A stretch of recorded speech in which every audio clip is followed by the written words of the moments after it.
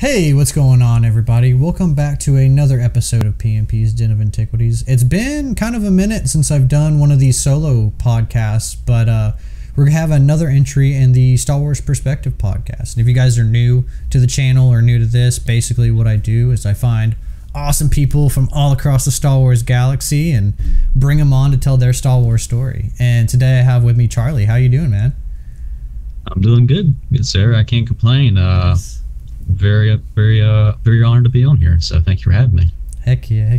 And I meant to say this before we kind of started recording, but I was watching your Instagram, like the stories the other day, and it's so crazy that you were like posting. It was like Bruce Lee, and he was talking about like he's like, man, I can come up and act like a fool and stuff like that.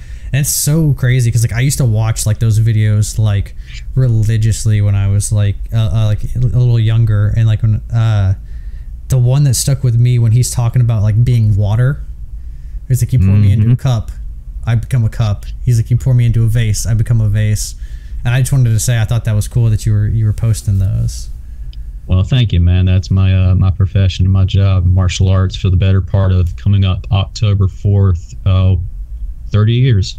That's crazy. That's awesome. I started when I was 4, and I'm going 34 years young now.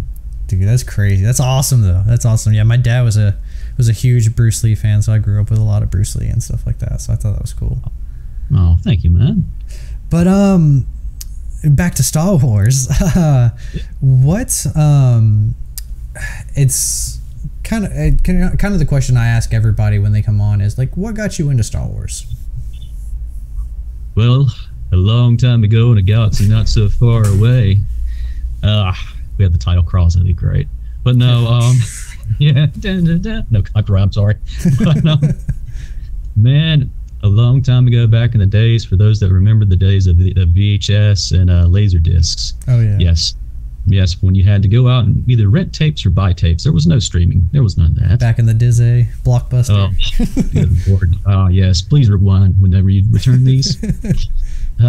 Yeah, so a long time ago in a galaxy not so far away, I remember a little VHS tape that my aunt got because for some reason I was hooked on like another video. I was like, just watch this.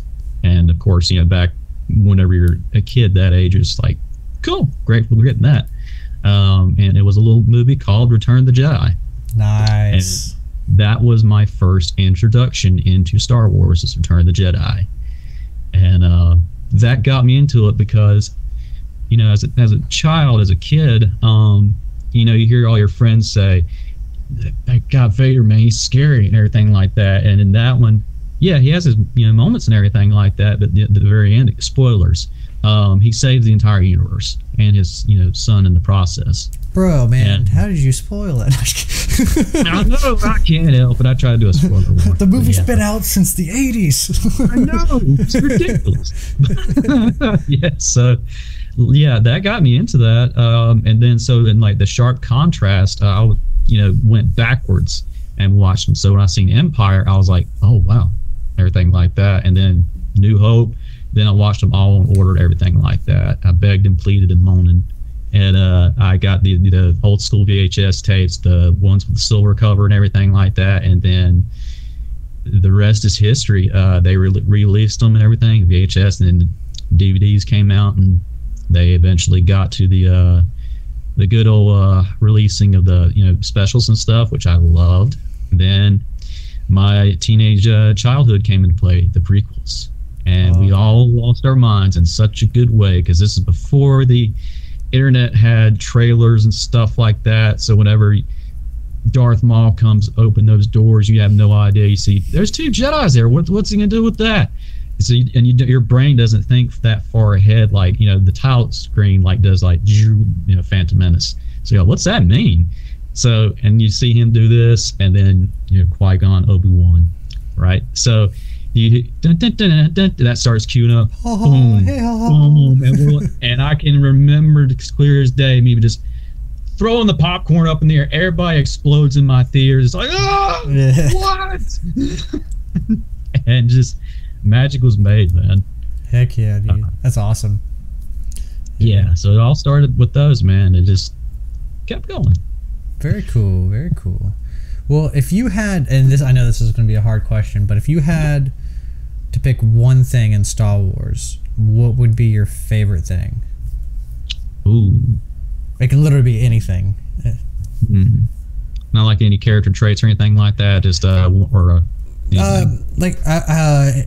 anything. I mean, if you like if you like the Jedi, if you like the ships, if you like the Force, you know, or if you like the storytelling, like it's super broad. Like it's sky's the limit essentially. I see. But just kind of like what pulls you to Star Wars, I guess. Well, if we go physical, I feel it's everybody would either say the Force or the lightsaber, but I'll revert back to Joseph Campbell's thing, the hero's journey, what started, you know, the mirror reflection of Luke to Anakin and all that sort of stuff. I love that aspect of the call of the adventure, you know, looking out into the, you know what else is out there and everything like that, and going your own little adventure. So kind of in a way everything, just having that one little moment where you're isolated from everything and you're just like, is there something else out there? And I would do like a John Williams thing, but of course no copyright. Oh, yeah. I like that. I just like a little moment where you just you know, sit there, look out and enjoy. Just like there yeah. So that's my answer. Very cool. Okay. So I know we've talked about it on you know, some of the roundtables and some of the other podcasts and stuff like that, but you've met quite a bit of Star Wars casts and stuff like that. Do you want to kind of talk about that and kind of your journey with that? Sure. Oh yeah, it's thanks JT. It all started the very first person that I ever met, ironically enough, was Ray Park and Nick Gillard. So back in 2009, when I was still going to college and I had like a little break.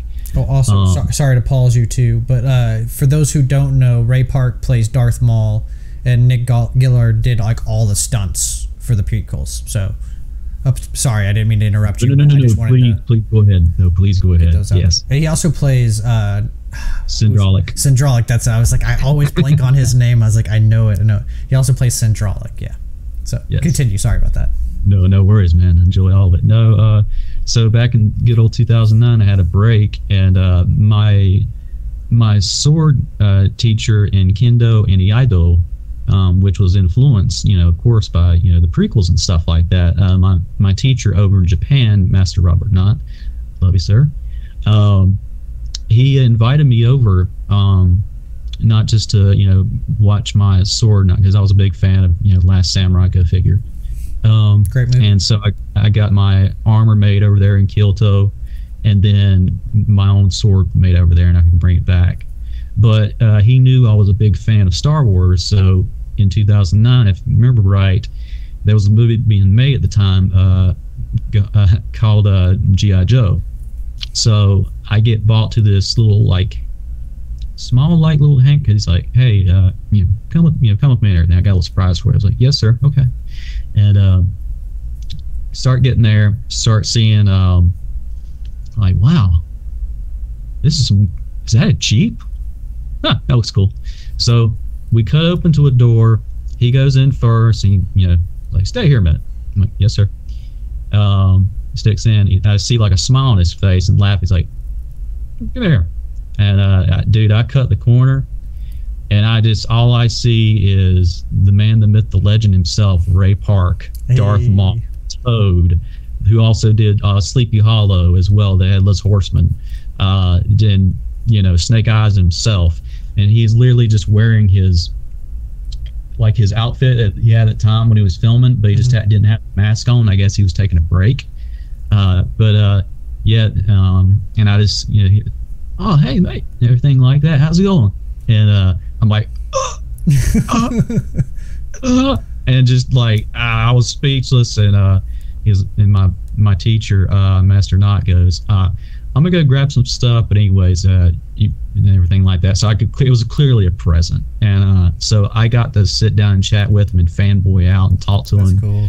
and hear his inspirations, how they were related to martial arts and stuff like that too, because he was inspired by Luke Skywalker in Empire Strikes Back when he's doing the flips on Dagobah and stuff like that. Okay. And how he originally wanted to be a Jedi, but funny how the twist of fates and stuff like that happens and everything. Yeah. And, so yeah, I got to hang with him for a little bit, and he taught me hints of wushu and everything like that. He taught me how to do the butterfly twist kick, which he still keep in touch and everything like that, which is really nice of him, because you can't learn both the butterfly twist kick like overnight, and he had to have so much patience in doing that. He couldn't move exactly great because he had the outfit on at the time, and he had to go back to filming at the time, and he's like, hey, how long are you gonna stay? Like, I can please, as long as you want me to. I was losing my mind. Right.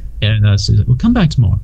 So I get back tomorrow, and then I see someone else I recognize. I see him with Nick Gillard, and I recognized him because again, back in the DVD days, guys, there was some special features on there you could watch, and then you could see how they were made. So I automatically knew who he was. And I was like, that's Nick Gillard. And, he was talking to Ray about some stuff. I don't know what they were talking about, but I just remember coming up, oh, hey, Charlie, Nick Gillard. And I was like, yes, sir, I know. So, I'm losing my mind at this, everything like that. And thank him for, everything like that. And I got some instructions of how he did, like, the lightsaber choreography and stuff like that. So between everything else, I'm very meticulous when it comes to saber fights, and I'm just like, does that work? And I don't know about that, but it was so amazing. Just that I had maybe 5 minutes with Nick Gillard before he had to shuffle up, but just in that 5 minutes, that man had so much knowledge when it came to stuff. And of course, Ray Park into it too. They talked about how they did the Duel of Fates and how he worked with Sir Christopher Lee. That's cool. Hayden, Ewan. That was my first interactions with that, and it was a complete honor. So my next one would have been, fast forward way a lot. Unfortunately, back in 2020, the year that kind of kicked everybody in the gonads, unfortunately. My friend prior to that year had passed away through colon cancer. Oh. And set up a foundation, F Cancer, that was linked to GalaxyCon, an amazing place. And I seen Sam Witwer was on there, and I was like, okay, chat with him for a little bit. And I initially had 5 minutes with him, and I think the video is still on my account, but he spent close to 7.8 minutes with me, talking to me from everything that he's ever done. He kept extended time until they eventually, cut it off. But I have nothing good things to say about that man. He talked about Dave Filoni, George Lucas being behind literally everything of Clone Wars and overseeing things, especially the Mortis arc, everything when it comes to stuff like that. It was just a true honor and just amazed me. And he kept in touch. I remember when Cameo first came out, I did a request video for one of my good friends, Catherine LaSalle. He plays Darth Padme in Shards of the Past for Star Wars Theories stuff. I love that guy. Oh, very cool, very cool. And so I wanted to get her like a birthday, just like, all that sort of stuff. So she lost her mind, Sam Witwer, and I had my profile picture thing on there, and he actually remembered me. Nice. And so I literally am happily able to talk to Sam Witwer at least once a month. He is currently unavailable at the moment, and I couldn't help but, little side note, I couldn't help but realize that the D23 event came out and more Clone Wars type stuff, so I don't know what that means. But the point being, yeah, hopefully good things. Hopefully good exactly, things. Right. So yeah, so Sam Witwer was next, and of course Ashley Eckstein, Matt Lantern, James Arnold Taylor, just yeah, like so many people, the Grand Inquisitor, I got to meet a lot of people and chat with a lot of people. One of my biggest one though, and I'll stop talking from here. But is oh no, hey man, this is your show, dude. This is talking as much as you want to. It was surreal. It was a surreal moment because I had to get up really early because England's time's different than ours. Who'd have thought? Right. And because my buddy over at GalaxyCon that was working there, that gives me the heads up on stuff like this. He's like, Charlie, for the love of God, pick up your phone. And it was like late and everything like that. So I'm like, yeah, what is it? You need to get a thing on hold of GalaxyCon right now because Ian McDermott is on there. And I was like, huh? Go over there, get my thing scheduled. So, boom, the Emperor of the Universe, good old Sheev Palpatine, the Senate himself. And man, that was a surreal moment. I went back and researched all his Shakespeare stuff. I researched everything that he ever been in. I didn't want to be that guy. Like, can you tell me a tragedy of Darth Plagueis the Wise? Can you do like the whole dual thing like that? Can you do that? But just, he was such a gentleman, such a kind person. You would never believe that he was actually secretly a Sith Lord. That's the trick, right? That's the trick. Yeah. And I learned the thing behind I will never look at the opera scene the same way again and the Mace Windu incident the same way again. One, that dude is so professional. He actually when George Lucas and them were filming that, they didn't do it in chronological, they did a sequence. So he's like, so okay, Ian, I want you and I want you and Sam to go ahead and do this. More intense. So when he did it, he said someone did not clean out like the fans and stuff like that at the very edge. Whenever Sidious Palpatine's doing this and he's got the wind going against him, someone did not clean out the fan, so it had all that dust and all that everything else in there. So as you're rewatching Revenge of the Sith, always remember that guy was inhaling nothing but sawdust down his throat while he's doing unlimited power. So after that, they were like, okay, so we're going to need you for the opera scene. So while he was filming the opera scene, that poor man had down his throat so much sawdust of everything. Oh, dang. And his legendary thing of, he's like, George, I don't know if I can do this. And everything, like, he's like, no, Ian, it's okay. This is Palpatine transitioning over to Sidious. You'll be fine. So the history was made.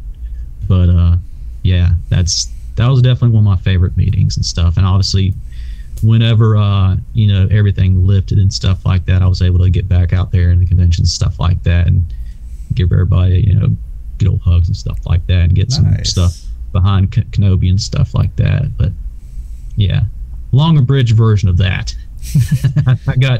I do have pictures and stuff like that, but we can save those for later if you need to. Yeah, for sure. No, thank you for sharing those experiences with us. I know everybody. I know I like hearing stuff like that. Like JT was telling me about his when he met all like the Clone Wars cast and like got his tattoo and all that stuff. And man, I ate that stuff up. So anytime people get together, like personally for me, like I've never been to any cons or anything like that. Like I haven't gone to any yet, just because the universe hasn't aligned for me to do that yet. But I like hearing people's stories and stuff like that about going and talking, meeting all these awesome people and stuff like that. Like, that's like so cool. Thank you. So I know we had kind of mentioned about like Star Wars video games and stuff like that. And that you said you would be down to kind of talk a little bit, because I was saying my podcast doesn't have any Star Wars games, man. Oh my goodness, really? So, yeah, I mean, not a lot of people have, like, most people have played like the new Battlefront, right? Or they played like the old Battlefront or something, but like nobody's really like gone through kind of the gambit. Like, what would you say if you had to pick one game, like if you were stranded on an island and you could only play one game for like the rest of your life, which game would it be? Oh God, that's evil. I'll give you an honorable mention too. You can pick like honorable mention. Okay, yeah. I'll thank you. I appreciate it. You're a good man. I will definitely say then, without a doubt, the first Star Wars game that I ever played back in the old school days of Dark Forces on the PlayStation 1. Very cool. Very special place in my heart, and of course, good old Sam Witwer. So I would say Force Unleashed, man, all the way. first one. It is criminal that we'll probably never get a Force Unleashed 3.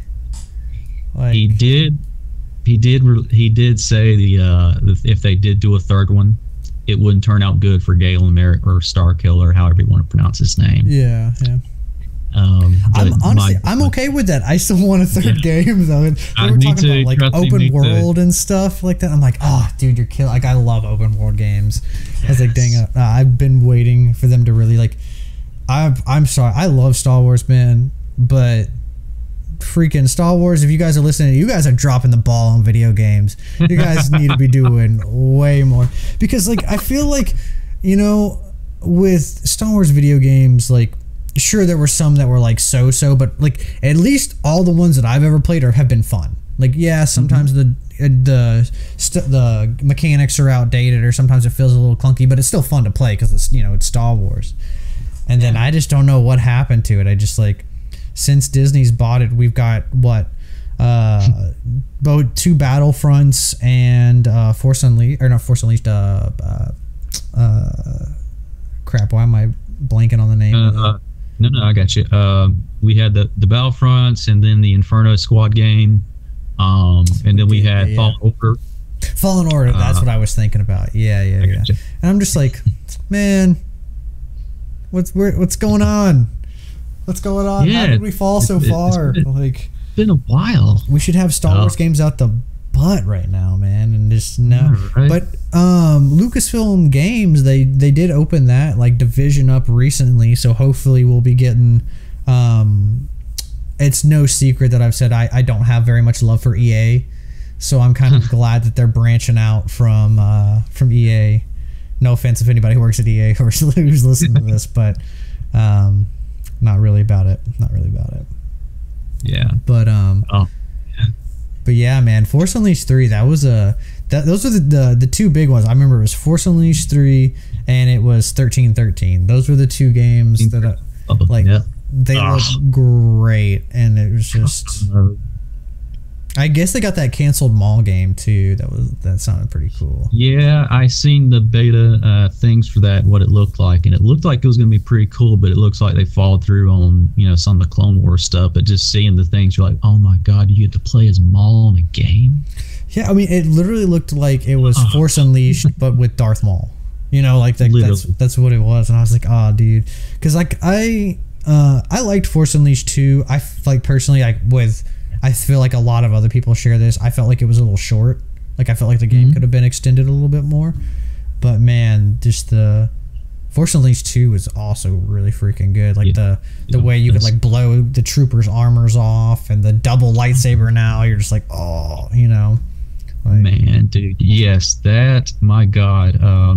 I loved in the first one how you could, you know, it would take you about 3 or 4 different run-throughs and everything. You get like different kyber crystals and stuff before the dark saber was even a thing. You could find stuff like that. You could find different outfits, the alternate, you know, endings and stuff like that you could do for Lord Starkiller. And then it would carry on to like to the second one to like, wait, so he beats Luke? He beats Leia? Is he going to beat the Emperor? And we never could find out. Yeah. Because it was done. Yeah. So, that was those DLCs were trippy, man. He's like fighting like Force Ghost Obi-Wan and like lightning him and stuff. I was like, man, that's some. I still want to do the. I have a laundry list of cosplays that I want to complete, but the one where he's fighting Boba Fett and he's like he has like a Tusken Raider kind of ensemble. I want to do that cosplay so bad, man. It looks so sick. Because a lot of people do like his classic one, right? Where he has like the classic silver helmet with like kind of like some Darth Vader sort of like garments on. I've seen a lot of those, but I've never seen like his variants. Like, I haven't seen a lot of people do that. Yes, and I loved how they did in the detail for that one when they described it. Besides, you know, just being amplified to like a 9 or a 10 over 9,000. If you get that reference, good on you. But it's how they wanted to do the Force Unleashed and stuff like that, but they just they said this is what would happen if Luke would take Vader's offer, and done that, and we got to see it and we got to play it. So seeing certain things on that game, if you look very closely at how his schematics for his lightsaber is, it is very reminiscent of what Anakin's was, and of course Anakin's being Luke's, and the family thing. So if you look very closely at it, little details of that game just gave me so much joy. Oh yeah. And, just again spacing out again, just thinking about it was pretty crazy going on Endor and killing, unfortunately, Han and Chewie. That was quite tragic, and may or may not zap in some Wookiees or anything like that. Some Ewoks too. Whatever. Oh, dude, they did the Ewoks so dirty, dude. You could literally like football kick those guys, and I was just like, oh man, poor Ewoks, dude. Like freaking playing soccer with these Ewoks. Like, oh yeah, I felt guilty when I'm like, I don't know. Okay, I'll do it one time. And he's like, oh, I'm sorry, little guy. It was just a test. This is for the all the Ewok hunt games and Battlefront 2. I only played that a couple of times, but that is literally terrible. When you're the stormtroopers, it's the most terrifying thing. Like, yes, I remember critters running around and stuff. I can't exactly. I officially retired for like game and everything back in 2014, but I can still, however, loophole. My nephew still plays and still can watch him and everything like that. Whenever I'm making sure things are going good for him and all that sort of stuff, and I'll watch. I'm like, man, this is pretty intense and everything like that. And then I'll watch and help moderate one of my friends' channels and stuff like that. And then they started doing a lot, and I was like, man, it's really dark out there. And all of a sudden, Teeny, oh yeah, it's like, did Ewok just scare me? What is this monstrous? Oh yeah, it's just like, I'm like, also too, like, dude, how do the stormtrooper helmets not have night vision? Like, you're gonna tell me the Emperor has all this power and all this money and he can't put night vision in the freaking, like, their stuff? I'm like, come on. It's cracking me up. But yeah. If Disney came to you and was like, hey, we need an idea for a video game, what would you pitch them? Oh man, what would you want to see? Whew. Honestly, if came again, I'm the farthest person out there. You could throw a rock, you could hit a better person, but I would honestly get them to actually do another timeline of the Old Republic. Okay. I love that time period. Stick to the stuff. Don't change anything. Update graphics. That's cool, but just add on like some certain stuff, or like even if it goes like before or after the Revan thing, even going into Malgus, which is another thing that's been coming out, which is great to see. Oh, dude, those trailers for the Old Republic. I mean, I was like, dude, why can't we I get some stuff doesn't transfer well from animation to live action. I get, like, you can't do some of that stuff, but like even a fraction of that, like, I felt, and like maybe this is just me, like this is just my opinion, I feel like we haven't had a good lightsaber battle and so freaking long for live action. Like, it's been like, because animation there's been quite a few, but in live action, like, I can't really think of one off the top of my head. I mean, I guess Kenobi was pretty cool, so maybe that one, but but nothing like the prequels, nothing at that prequel level of like Saber Combat. And I'm just like, man, we need something, dude. Of course, my head and heart canon goes for the 1 through 6, and everything. Like, I want to choose and put my own stuff and everything like that. But you're not wrong. That being said, one of my interviews that's I still have, she's over in Europe right now, but she said she would talk to me afterwards. Lauren Mary Kim, who did the motion capture for Ahsoka, and many other stuff. I can't help but think about it as soon as I say that, when her and Ray Park and Sam Witwer and Dave Filoni teamed up, and Ashley Eckstein teamed up, and they did the Clone Wars. Dude, that was so cool. The behind the scenes for that was great. Oh God, my mind melted. It was so amazing. But yes, like, the feel of Nick Gillard, and I just saying that because he's an amazing human being, but just like the way he would study stuff and the way that he knew stuff, and how actually he incorporated and made it into Star Wars. He knew Sir Christopher Lee had a background in fencing. He was actually he was an actually badass in real life. Let's be real. Oh yeah, but for sure. But he knew he fenced a lot, so he was, that's why the whole curved hilt thing came up, and having the fencing, Makashi, and all that. That was done clearly for him, and just taking time to find out little details about people, and even Maul's saber staff, which again, Ray initially when they went to go pick out the stuff, his was a little too long, and he could not flip it completely around, so he had to go over to. He's like, I'm not going to get in trouble, am I? So he had to go to George Lucas, like, can we just at least slim it down a little bit? Because if not, I'm gonna get cut in half. Which we know, ironically, how that turned out. But yeah, it's like him going and like researching people, and like, okay, he has a background in this, so we can add that in the Prime of the Jedi, and just yes, I 1,000,000,000% agree with you when it comes to lightsaber fights. Yeah, Kenobi was amazing. Hayden and Ewan had their muscle memories like it's nothing. Seeing the behind the scenes when they were making that, like earlier, I watched. Dude, that was so sick. Tears. It brought me to happy tears, man. I mean, they literally, like, the muscle memory they have of doing stuff, and they're just, doing it like it's nothing. And I'm like, it's like back in the mid 2000s again. I'm watching again. Dude, I was watching that behind the scenes for Obi-Wan, and Hayden was talking about like that one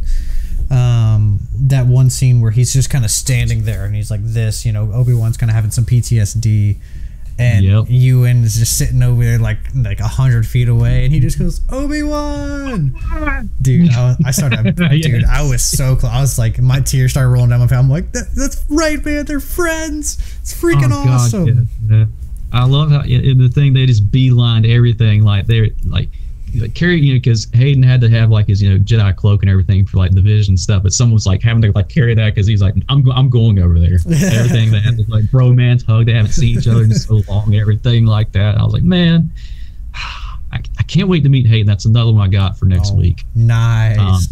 I've chatted with Ewan. They're sending me that. He's an amazing person. He enjoyed Kenobi, and I go for it again. I'll say it 1,000,000,000 times. As far as the critics goes, they can just because that bothered me and everything for that. But I made sure and reassured him. I was like, look, man, me and my generation, regardless of what the critics tried to pound you guys for and everything, we enjoyed it. You guys did wonders for our childhood. Are you talking about for Kenobi or for the prequels? For Kenobi and the prequels. Oh yeah, there was a lot of people like. I think overall, I thought Kenobi was really. There were some things that I wish they had done differently, but I mean that's with everything. Like literally, that's with and that's all bias, right? Like just because like I think they need to do something, you probably think something else, and you like you might not think that. Everybody has their own kind of. But overall, I think people really, really enjoyed it. I just wish we got more flashbacks, man, because that one flashback where they're training and stuff like that, man. I'm just like, man, and maybe that's just me being greedy. I was like, I just want one or two more. No. I just want to see a little more. I want more, but I know I shouldn't. Yeah, exactly. But it was. Sorry. No, you're fine. Sorry, I get excited about this stuff, man. I start rambling, but yeah, I was so surprised too, like, because some people were complaining about them like not de-aging them, and that flashback. I'm like, dude, like when you look that freaking good, you almost look. Yeah, I'm just like, why? Like, why spend that money? Why spend the money to de-age them when it's like you can suspend disbelief? Yeah, Hayden doesn't look exactly like he looked in Attack of the Clones, but he looks pretty freaking close, dude. He was fine, man. He was great. As soon as he started doing the signature. Smile and everything, I can guarantee about every other teenager out there. I was like, oh yeah, we can overlook that. Like, exactly. Heck yeah. That Canadian charm. Oh yeah. He seems like another cool, like just like you kind of want to get a beer with him type of guy. You like even if you don't drink, just like the analogy going to get a beer. Like seems like he'd be a really cool guy to just shoot the shit with.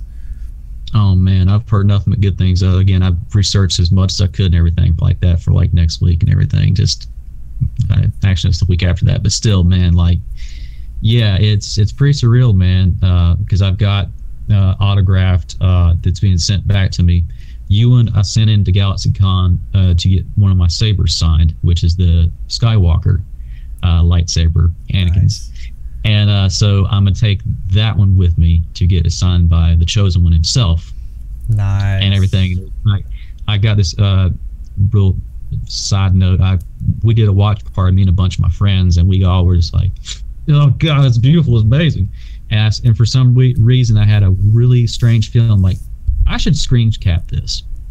And then whenever I did like that, I printed it out and Ewan signed it.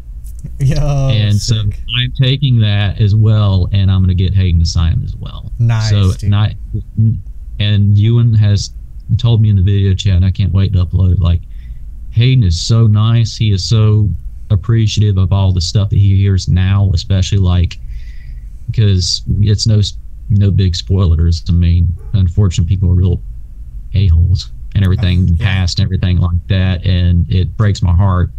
So seeing him, getting, some stuff and everything, I was never like that. I always enjoyed his stuff. So just hearing that, he's like, really? And just so happy he's getting to enjoy it now. And he's starting to talk about how he enjoyed diving into not just Anakin, but Vader at this time point and everything, getting that mindset because he's a method actor and everything like that. And just, it fascinates me, man. I love stuff like that. Oh, yeah. Man, I mean, I just like that they know now, because, like, I can't even imagine like what it must have felt like being Anakin or like being Obi-Wan or like being literally anybody from the prequels, because the prequel, like, I think a lot of people are coming out of the woodwork now, like a lot of people like who are our age and stuff like that, who like really enjoyed it. But like, I even remember like it took me forever to even do this, like the Star Wars podcast and stuff like that. I even took like a break from Star Wars just because it's like, I felt like when I brought it up when I was young, dude was like, oh, Hayden can't act, like he's bad, like the prequels are bad, like just literally regurgitating probably what their parents are saying or something like that, because like we were all like super young, and it got to a point to where I was like, I could just let this get like bend me out of shape and defend it and like scream till my lungs collapse, or what I can do is I can just enjoy it for myself and kind of just not talk about it like outside. But man, there's a lot of creators that I attribute to just being like, hey man, it's cool to like what you like and like just do what you do. And that's like half the reason why I started I have a lot of people who just like started sharing their stuff, and I'm like, I want to do that. I want more Star Wars friends, because like without this, I wouldn't have met you, I wouldn't have met Jake, I wouldn't have met anybody, like, oh man, well, it's pretty wizard, good sir. Pretty wizard indeed, dude. Very well said. I'm glad you followed your passion, good sir. Yes, it was a little demoralizing and stuff like that when you do unfortunately see somewhere that is. Block it out, enjoy it. Great minds think alike, and if you attract good friends along the way, you got more friends and stuff like that. You got more stuff to talk about other than the other stuff. Just pay it no mind and just enjoy your binary sunset, man. Oh yeah, that's for sure. And I'm glad that really, because like I know that they had talked about that they you could kind of tell they were kind of playing it lightly, but you could tell that like they had both been kind of burned a little bit by like the fan, or they felt like it, because there wasn't they only really heard the critics, they didn't hear like us. So I'm glad they kind of got their binary like sunset type of moment where they're just like, oh wow, like there's like a huge community that like is like loves us, and has the passion, and it's you can see it in their faces, and it just brings you so much joy. Oh man, yeah. Almost choked me up just doing that, man. Like I can't tell you how much I enjoyed that. Like seeing them at that premiere and everything, and then like it was Hayden, Ewan, and Ewan took like the mic and everything like that, and just like thanked everybody because they were like just feeling the moment, because everybody like autograph, picture, can you do like selfies, stuff like that? Is that okay? They never had that then. Yeah, they did not. This God, it was just amazing seeing that. Anyways, I'm sorry. I was again long-winded thing. I guarantee you asked me something. Prequels, yes, awesome in the game, awesome. No, dude, you're like I said, this is your Star Wars story. That's the whole reason why I brought you on. I want you to talk as much or as little as you want to. Sounds good to me, man. Yeah. What are you? How are you vibing with the stuff that's just been announced? We got Andor, Tales of the Jedi. I know Ahsoka's just around the corner. How are you feeling about all these projects? I am more happier than a puppy that broke into a bacon bits factory. I cannot wait, man. I'm happy for everything, but man, something about seeing Clone Wars animated stuff and voice actors again. I knew Tales of a Jedi was a thing. Mm-hmm. Honestly, I am probably more hyped about that because I've always found it fascinating. Dooku's story. Mm-hmm. I agree. I love Qui-Gon. He's one of my favorite characters. Anakin's, spoilers, my favorite. But I love the fact that they are so similar, at least when they were in Jedis, and we get to see, there's been books and everything like that, like, Dooku, Jedi Lost, great book. It's still on my list. I'm just now breaking into, I read Plagueis, I read Heir to the Empire, and I'm going through Brotherhood right now, and then I got Master of the Apprentice is my next one. Those are two amazing gems you just said right there. I mean, all of them are good, but oh God, I'm hyped for you. Dude, yeah, man, like seeing his story of him training, the future person that's going to discover Force Ghosts, and just seeing how that goes, because it did show him not bearded at one point, and then dark beard, and then the latter part, and I'm really fascinated with that and just what they do. And we get to see Yaddle. I know, dude. They were fighting, and I was like, "What?" Yeah, right. Like, is this the thing that made him, Scam's great? He was. We all know that Qui-Gon's thing was one of the things that pushed him over, ironically. Mm-hmm. But like, I'm very interested to answer your question, everything for that, because you get to see more of Anakin with Ahsoka training and everything like that. You get to see, maybe more of her story when she was being found by Plo Koon and everything, and for since a child. We get to see, different timelines of stuff like that. Dooku, Qui-Gon, Obi-Wan was even in there. I always found it fascinating, really cool that we've seen just a snippet of the future stuff of how she was actually at Padme's funeral, which adds a whole new level of dimension of sadness. Dude, and also balls, dude. Like, you got some balls going. Like, yeah, it's so she wouldn't have her lightsabers either, or she would have one, but she wouldn't. It's heartbreaking and amazing because Ashley put so much into her performance of that, and I can only guarantee with that's gonna hit some heartstrings. Already hitting plenty of heartstrings. So seeing that, we got Tales of the Jedi, we got The Mandalorian, one of my favorite people, Giancarlo Esposito. I can't wait to see what he's been up to. And then of course Bo-Katan. Seeing a live action, the same, how much action that room has seen in Mandalore that she was sitting on that throne of. So think much. About it. Yeah, so much.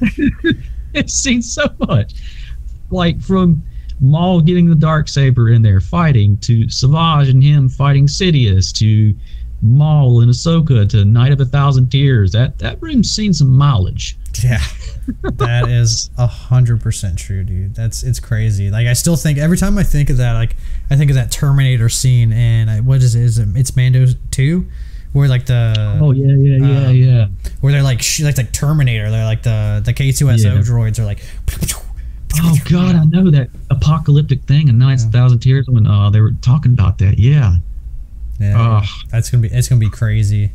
And it's cool seeing custom Mandos. It looks like there's like more customized stuff. So like I'm glad to see like different kind of variants and stuff like that. I think that's gonna be really cool.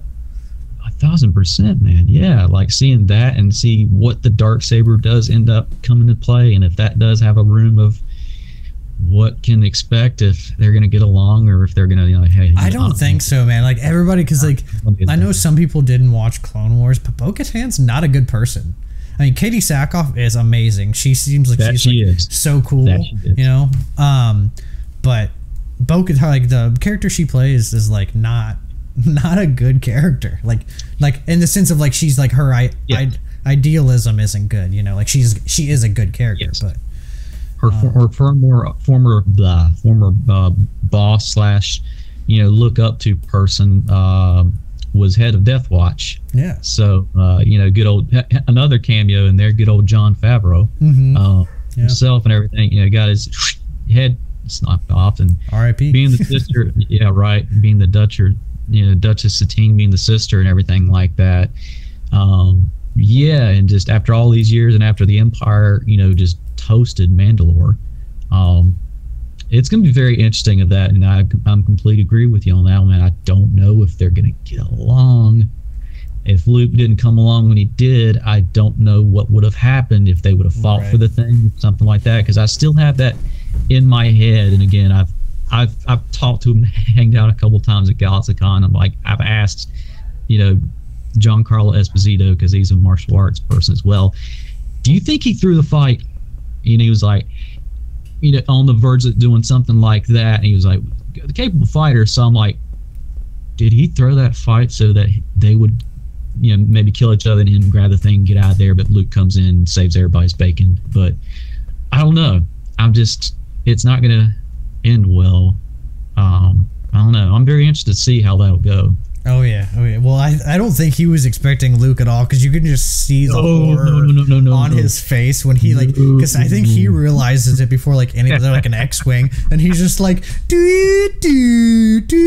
Yeah, it was like seeing Baba Yaga from John Wick pop up and everything like that, and it's like, because it's the last thing you expect, because to his knowledge, Moff Gideon is the guy who, you know, took out the first Death Star. This is the second one and everything, to his knowledge, to his only knowledge, you know, taking out Vader and the Emperor. So seeing like that ship and like that green emerald blade, it's like, oh, and asking, going back to again to Giancarlo Esposito, I think he described that as him trying to read The Shining, Stephen King, back in the day. So they try to base that performance off of, and I was like, of course, like he's selling, because it's just there's that moment, oh, it's about to go down. Yeah, he's just about to takes himself out of the equation. But yeah, it's powerful performance, powerful moment. I can't wait to see how that goes. What else do we get? We got we don't really have a whole bunch about Ahsoka. Yeah. We kind of have like some casting stuff. They just cast. I'm blanking on his name.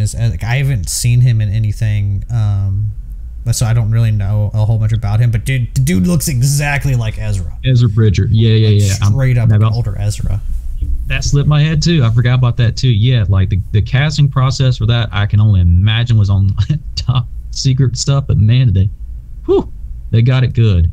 I've seen a picture of him holding like the saber and stuff like that. I'm like, oh man, okay, cool. And I mean, whatever, Dave Filoni, the apprentice of George Lucas himself, I trust every bit of that, man. Oh, 100%. I mean, if anybody has like a right to like anything, I think, dude, it's Dave Filoni, man. I mean, he just like, you can't, whether like you think he's a good storyteller or not, which I think most people think he's a good storyteller, like, you can't deny that, like, literally the dude is George Lucas's apprentice.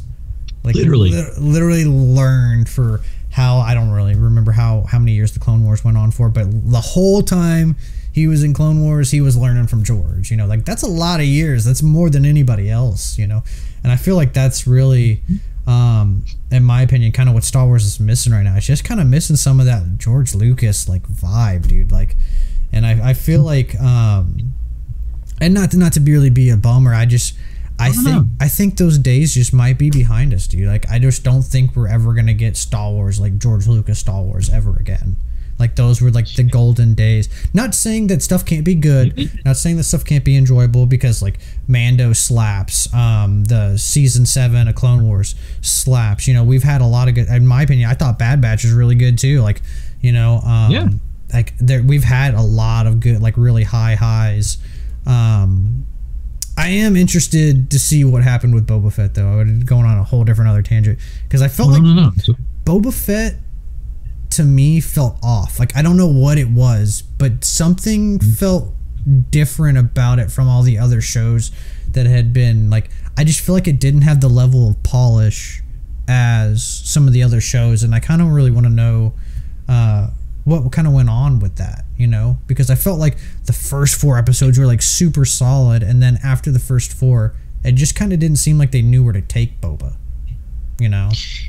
Yeah, I'm one of the rare minorities. I loved it all, but I do know that could see some stuff of where I'm like, okay, something's different, but okay, that's different. Okay, cool.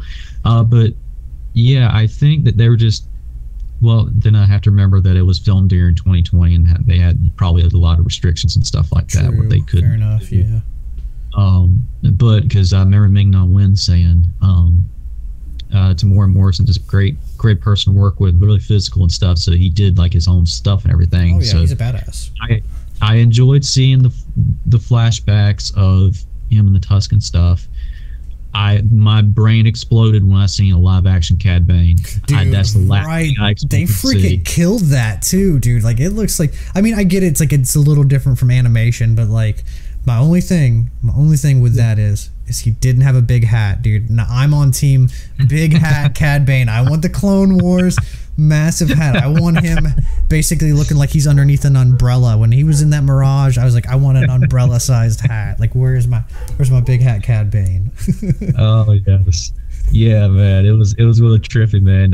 Because you seen the trench coat, and then they even got the voice and everything. You're just like, am I watching this right now? Is this actually happening? And yes, it was really cool to see that, man. Got that. We got Black Chrysanthemum, which from the books and stuff like that. Great guy, by the way. It just, yeah, seeing that. I like the soundtrack for it. Oh yeah, it's great, dude. Every time it would come on or go on, I'd be like, "Hey, dun dun dun dun dun dun dun dun dun dun dun." Hey, Yeah, man. I very much enjoyed it. I didn't. If this makes sense, because if I would like something. Turns out, I'll talk about everything. If I didn't like it, I'm like, eh. But I was like, dude. I didn't love it, but I liked it a lot. Yeah, I'd say that's accurate. Yeah, that makes sense. I kind of feel like I'm in the same ballpark. Like, I definitely think we need a season 2. Yes. Like, I think like there needs. I like the idea because some people didn't like the idea that he was trying to run his own like crime syndicate. I'm like, no, dude, make it like Breaking Bad and push it more. You have to think of it from his point of view, man. He's been out of commission for a while. Yeah.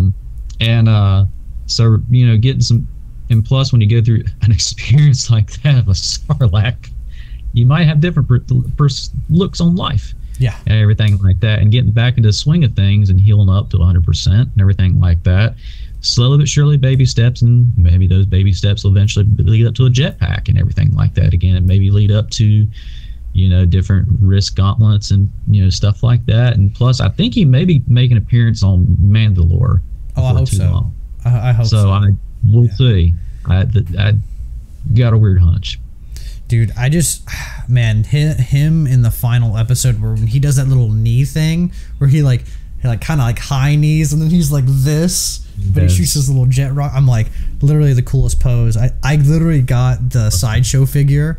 And as soon as it comes in, I'm gonna do the little. Yeah, I've been slowly.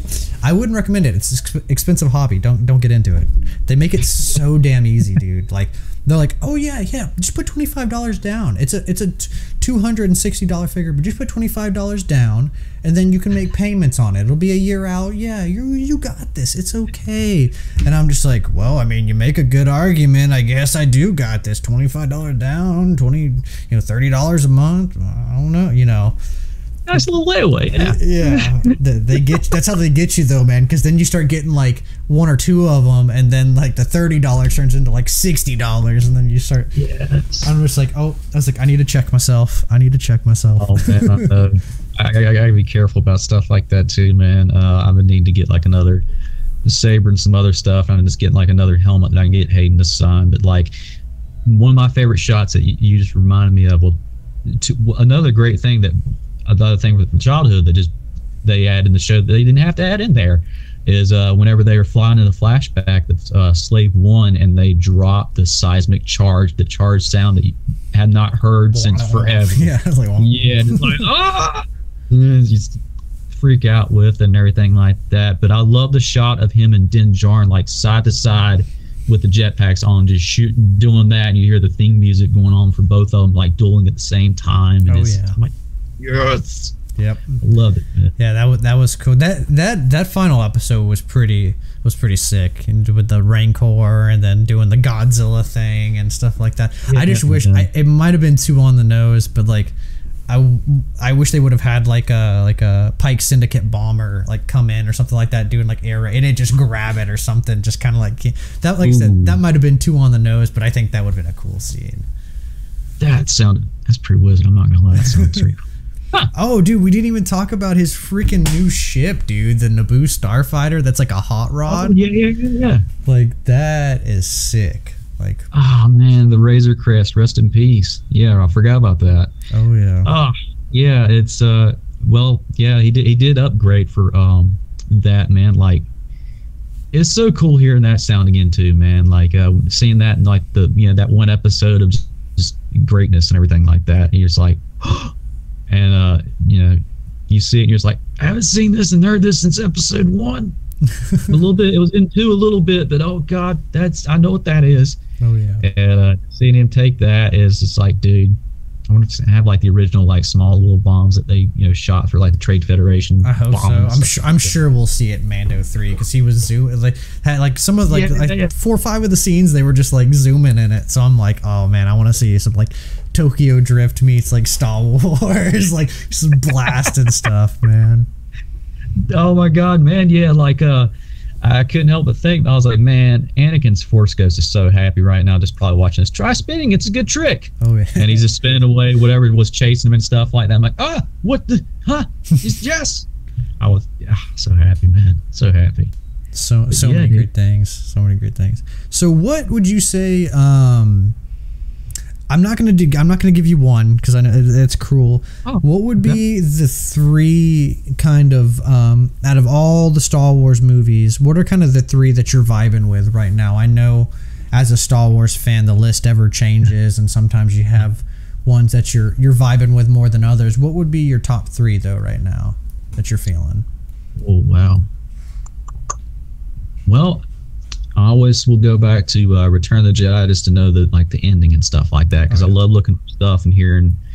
Again, for those amazing listeners listening to this amazing person's podcast, go and watch Sam Witwer's commentary on Return of the Jedi and how he points out the colorings and how it starts to change and everything like that when the rebellion's starting to win.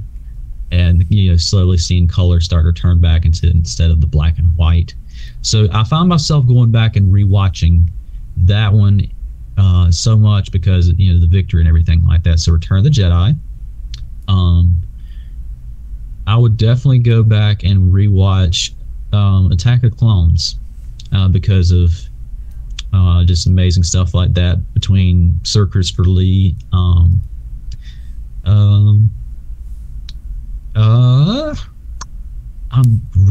Don't know if that'd count as a movie or not like that, but you know what? I got something coming up for my buddy. I'll just say this, and you can appreciate this: the holiday special, Life Day. Okay, man. all right.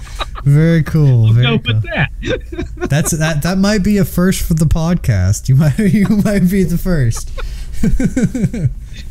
Oh. Yeah, no, man. It's tough, man. She's 3, but probably the prequel fights because I'm trying to do a fight choreographing thing right now. Oh, very cool. Thing that I'm working on. So is it like a fan film, or is it just something you're just kind of choreographing? Just a small little thing. Very cool. And just to brush up on a bunch of my stuff and everything like that of how you would do certain stuff and everything like that, and transition over way too early, but just working on a whole lot of stuff and just looking at it, just like, okay, how did he move for this? Okay, that has to look this. Okay, that makes sense. Very cool. Try to redo my homework and stuff like that at the same time. Not go, it's so amazing. Just try to pay attention. Right on, man. Right on. Well, I'm going to do this last little part that I like to call Mynock Minutes, and it's a lot of like you know, do you like this or do you like that? Like, who would you be in the Star Wars? Kind of like short-ended questions, but there leaves a lot of room for you know, your personality and kind of rounding you out as a Star Wars character. So you're in the hot seat. I heard about this from JT. This is gonna be amazing. Good. Nice. This is where fun begins. Yeah. Oh yeah. So the first question I usually ask: if you were in Star Wars, who would you be? Would you be a Jedi, Sith, bounty hunter, Mandalorian? You know, anything? I would definitely more than likely be a Jedi. A Jedi. Okay. Okay.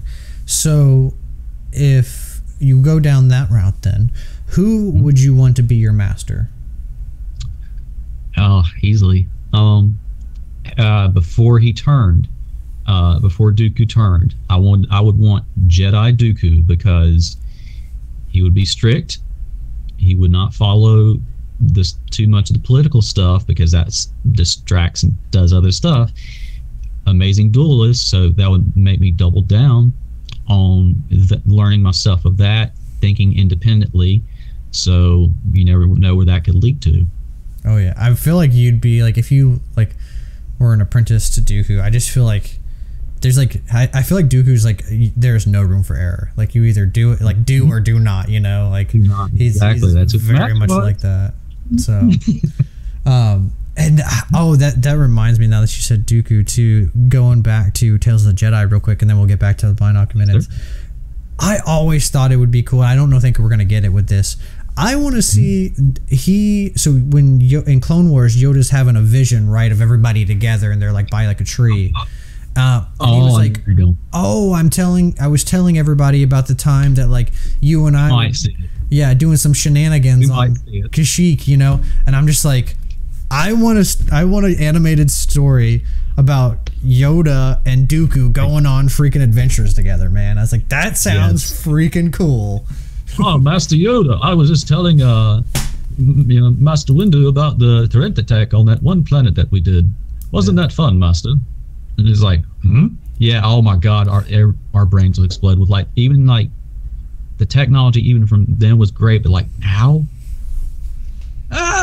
dude, yes, it would be just yes, it'd be great. Well, also like just more Yoda, where he's just not, because I feel like Yoda's kind of just like, he's only there to spread wisdom or kick ass. Yeah, like there's only like, he's either doing a whole bunch of flips in the air, or he's like, do or do not, you know, like there's not a whole bunch of in between. And I'd kind of like to see some like downtime, you know, between like that and stuff. Yeah, I would definitely jump back to that. But the thing I'm not worried about, because they've done filmed it and everything like that. But unfortunately, a while back, what was it? The voice actor for Yoda is no longer able to do that stuff anymore. I can't remember his name to save my life, but he had like a stroke a while back, and Frank he cannot do it. Nah, the one for Clone Wars. Oh, Clone Wars. Okay. Yeah, he had a stroke a while back, so they can't use him. So that's gonna be whoever they use. I mean, I'd be really, really over the moon if it was Frank Oz doing those limited episodes. But I'm very curious to see who will fill that little chair, if you will, the master chair. Yeah, I mean, it'd be tough, but I think there's I mean, dude, I can't tell you how many, I mean, my Yoda impression is not great, but like, I can't tell you how many hours I've sit there trying to talk like Yoda. I'm sure there's somebody out there like that, like it's unfortunate that guy can't do it anymore, but I'm sure somebody's mastered it, you know, or especially too, like they can fake stuff now, dude. Mark Hamill's voice in Mando, like that's all, you know, like AI and stuff like that, all that animatronic and stuff. So like, why not do it for Yoda too? You know, the Prince of Crime, of course. Yes. I think they did it for. I just got that Joker. I was like, Prince of Crime. I was like, what are you talking about? And I was like, oh, because he played Joker. He was. Yeah. But they did it for Billy D. Williams, James Earl Jones and Kenobi too. Like some of that, like he's like 90, so he doesn't have that same kind of like very booming voice anymore, you know. So that's what we might just start seeing from a lot of people. So Dooku, would be your master. What style lightsaber would you have, and what color would it be, or colors depending on which one? Easily XR Coons, because one, it was the first saber staff, and also the blade length could go in and out, so you could easily convert from a saber staff to single-handed if you really wanted to. Oh, okay. And it would be my favorite color, ironic, green, hands down. Cool, very cool. Hey man, some of the most powerful Force users in the galaxy have a green lightsaber. All I'm saying. Seems like all the green lightsaber individuals, like they slap, man. Yes, sir. Green's away. So we talked about it earlier, but if you had to pick 3 of your top 3 favorite characters, who would they be? Ooh, top 3. Or you can do 5 if you have. Some people don't have 5, but you can stick 3 or 5. I can do. Totally up to you. Sure, yeah. All right, I'll do 5. I got. Well, first of all, it's going to be the chosen one, Anakin Skywalker. That's a given. Oh yeah, that's a given. It's all about him. Anakin Skywalker. Not too far away from him would definitely be Qui-Gon. Not too far away from that person would be, on the flip side, Dooku. I know I keep saying it, but I find his story fascinating. After that, I gotta show my old Republic love, man. Keanu Reeves, Revan. Nice. Yeah. We were so close to getting him. And then for number 5, I'm gonna go with my boy, my brother from another mother, Sam Witwer. Star cool. Killer, Galen cool. Merrick, whatever you're gonna have him. The Mortis son, or Star Killer, Maul. Does he voice Palpatine too? Yes, he does. Yeah, I was like, dude, this dude is just like he's every character in Star Wars. For my final 5th, I would definitely go with Sam Witwer. Very cool. Certainly not least. Bye, Sam. I think that's a solid pick, man. That's a solid list right there. All right, so if you were gonna establish your Star Wars family, you have to pick a mom, you have to pick a dad, you have to pick a sibling, and then you have to pick an enemy. So who would be your enemy? And we'll start with the mom and dad. And they don't have to be like canonically like in canon too. Like you could pick like whoever. Cool. I would definitely go for a mother figure in Ayla Secura. Okay. Because she had multiple, not just being a Jedi, but not just that, but she had could sense certain things. Also, haven't seen my friend Ray Kinnick's Ayla Secura series. Highly recommend it. It's a great fan film. Please go watch it. I'll have to go check that out. I haven't seen that. It's amazing, man. She put a whole lot of her heart and soul into that, man. Yeah, Ayla Secura. Faja figure, Dr. Evil call back there. I would definitely go with you know what?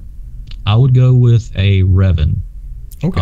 But during the timeline of right before the novel, before he splits into multiple personalities and lives for like thousands of years, when he was still a side Jedi and also husband, father to be, and everything like that. So he knows the ways of the Force, and he's a dad, knows how to do that, of course. So that's my choose for those. Very cool.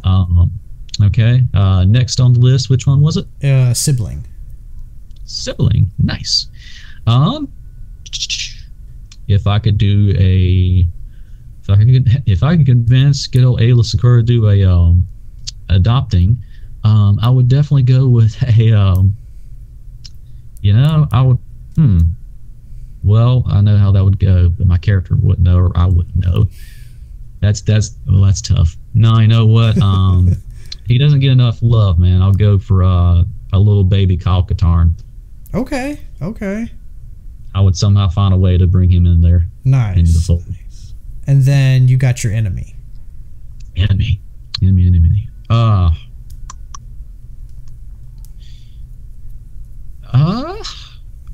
probably feel like Sidious gets a lot of it, but you know what? Tenebrae.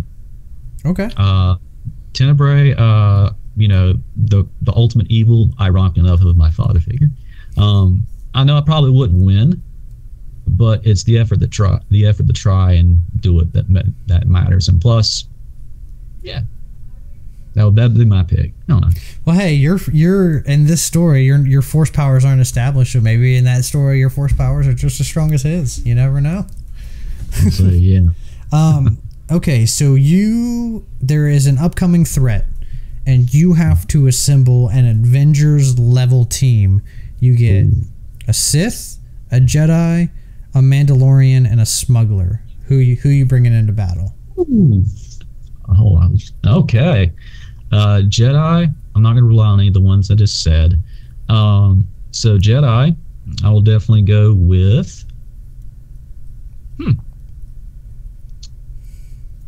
Ahsoka Tano. Okay.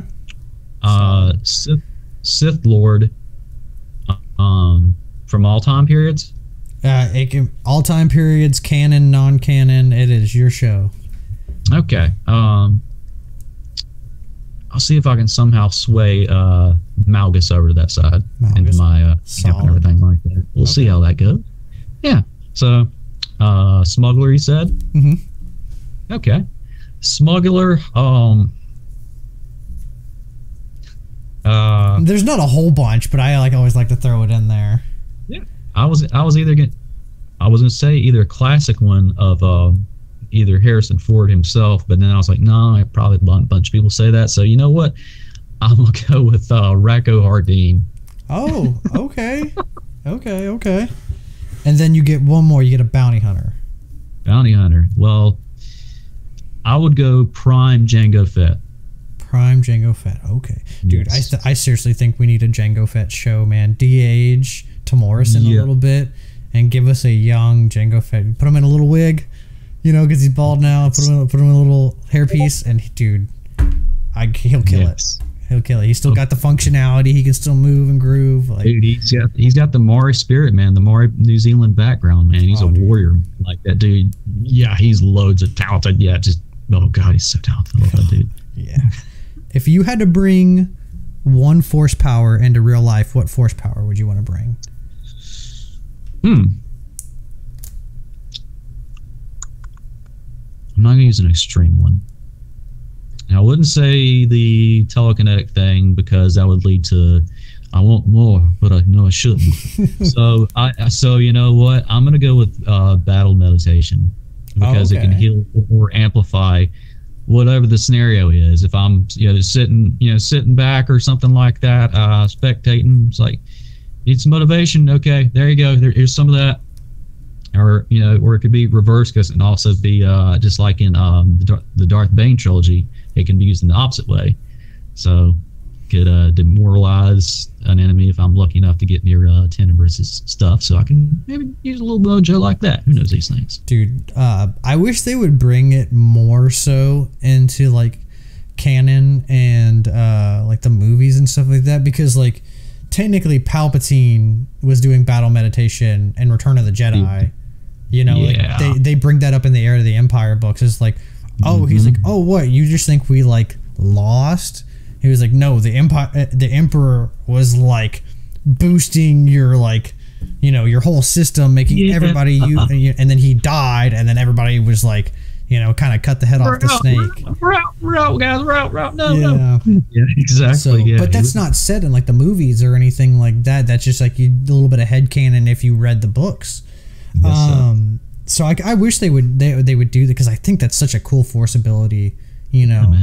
That way we got the whether you love or hate the sequels, they brought some new stuff into that, with like Luke being able to like project himself on like another planet and stuff like that. Like, so it shows that they're willing to like kind of go all out with force abilities. So why not bring in battle meditation and some of the other ones from like some of the earlier video games and some of the earlier lore, and just kind of throw it in and see what happens.